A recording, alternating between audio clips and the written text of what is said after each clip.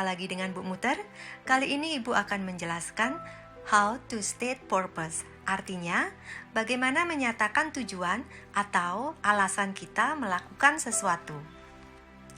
Tujuan kita mempelajari how to state purpose supaya kalian dapat menyampaikan tujuan atau maksud mengapa kalian melakukan sesuatu dengan menggunakan conjunction atau kata penghubung for, to, in order to, dan so that. Setiap aktivitas kita pasti mempunyai tujuan. Tujuan sama artinya dengan alasan kita melakukan sesuatu. Misalnya, why did you buy a cell phone? Mengapa kamu membeli sebuah telepon seluler? I bought a cell phone because I want to play online games. I bought a cell phone because I want to communicate with my friends easily. Ada dua tujuan di sini. Yang pertama, supaya bisa bermain online games. Yang kedua, supaya bisa berkomunikasi dengan gampang bersama teman-teman. Do you want to buy a cell phone?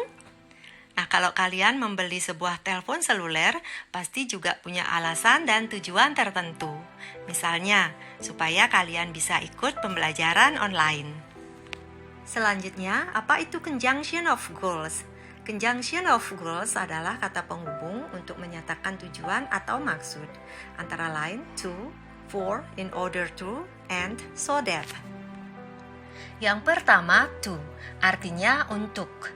To diikuti oleh infinitive atau kata kerja dasar.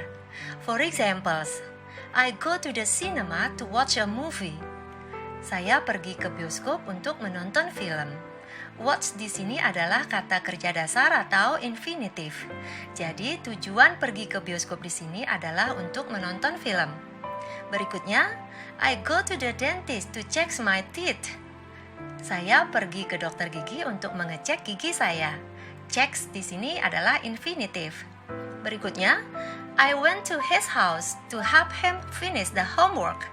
Saya pergi ke rumahnya untuk membantu dia menyelesaikan pekerjaan rumahnya. Berikutnya, we have to be a good child to make our parents proud.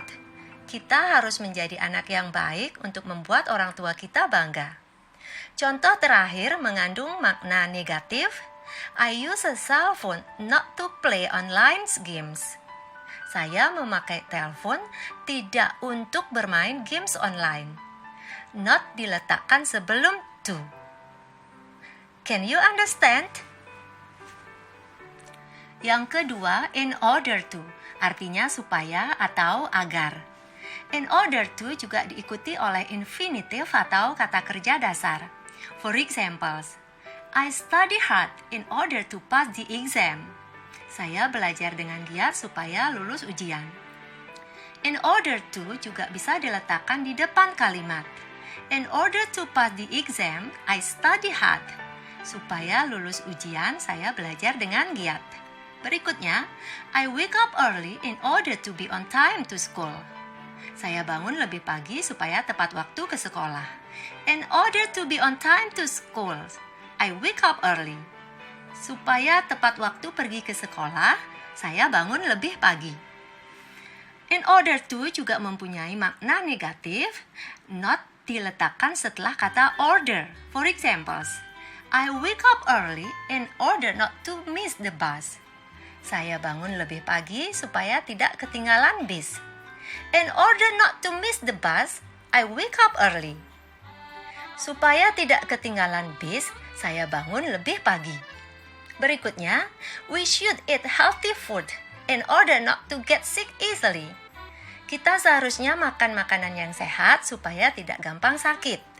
In order not to get sick easily, we should eat healthy food. Supaya tidak gampang sakit, kita seharusnya makan makanan yang sehat. Can you understand? Yang ketiga, so that, artinya sehingga atau supaya. So that diikuti oleh sebuah klausa atau kalimat yang terdiri dari subjek, modal auxiliary verb, dan verb.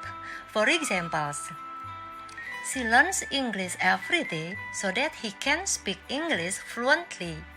Dia belajar bahasa Inggris setiap hari sehingga dia bisa berbicara bahasa Inggris dengan lancar. He can speak English fluently itu adalah sebuah kalimat. He subject, can modal auxiliary verb, dan speak verb. Kedua, father bought Rima a phone so that he could study together. Ayah membelikan Rima sebuah handphone sehingga dia bisa belajar bersama. Berikutnya, I will study hard so that I can get good score. Saya akan belajar dengan giat supaya saya bisa mendapat nilai yang bagus. Berikutnya, we have to go to school early so that we can clean the classroom before the other students come. Kita harus berangkat ke sekolah lebih pagi sehingga kita bisa membersihkan kelas sebelum murid-murid yang lain datang. Can you understand? Yang keempat adalah for, artinya untuk. For diikuti oleh noun atau noun phrase atau verb ing. For examples, this mop is for cleaning the floor. Lap ini untuk membersihkan lantai. Cleaning adalah verb ing. Berikutnya, I go to the hospital for checking my blood pressure. Saya pergi ke rumah sakit untuk mengecek tekanan darah. Berikutnya, I drink milk every day for health.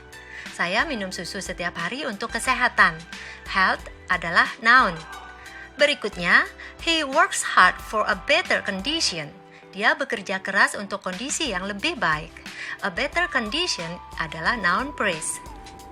Now, look at the pictures. Why they do that? They went on a picnic to relax and to spend quality time together. We need to sleep in order to repair and restore the organ system. She read books to build her vocabulary. We should keep our environment clean so that we can reduce pollution. We need to plant trees in order to prevent soil erosion.